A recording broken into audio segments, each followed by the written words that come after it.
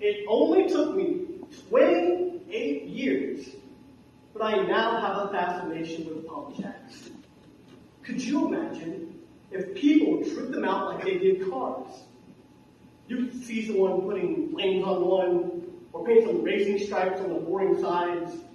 Maybe add a hood ornament on the top of the unit. Watch fuzzy dice go up and down as it lifts up oil. Paint some fish scales on one. Make it look like it doesn't belong.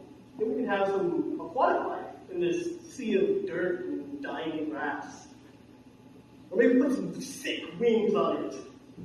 Prepare it to soar above the dirt, then watch it fly along the West Texas skyline. At least from certain angles it can. Distract people from the purpose of these eyesores that dot the countryside around this area.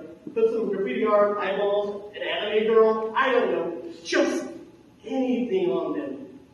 Make them pop against the endless sea of brown, instead of having droves of dull-looking devices blended in with the dirt, dust, and mesquite, all giving the feeling of desolation in this desert, as they fill their owner's views with dirty green.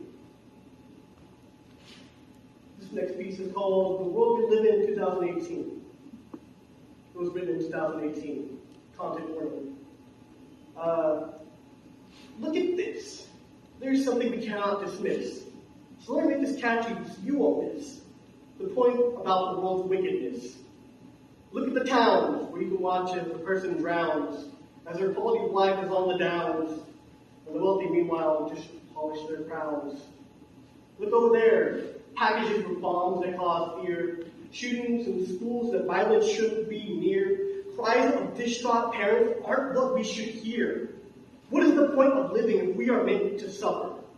What can we do when the tide of every day is pulling us under?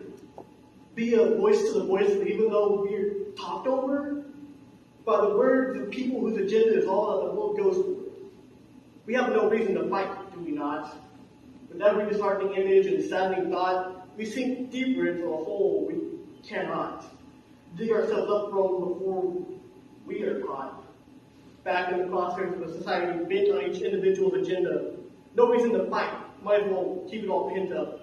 Though maybe that's the reason we have so much to think of. Someone please come and save us. Save the world. Save the children. Save the innocent if there exists such a person. Peace may be impossible, but would it not be golden? To live in a world where safety and freedom were more certain. This last piece I wrote recently, looking back at a time in my life where I spent a year and a half going from hotel to hotel to hotel while the rest of my family was homeless, and living day-to-day life, not knowing if I was going to have a place the next day. So it's called Leave the Posters Off the Walls. I no longer like the idea of putting them up, for fear that they may get ripped down soon after. A lingering feeling still after 5 years of rebuilding. Sometimes I get nervous watching the door. My mind still hangs on to a looming anxiety, waiting for someone to come in and tell me it's time. I couldn't afford to pay for the day, so get out. I still feel a need to be ready to pack up at any time. There's clothes, my laptop, my phone. I have to be ready to grab as much as possible.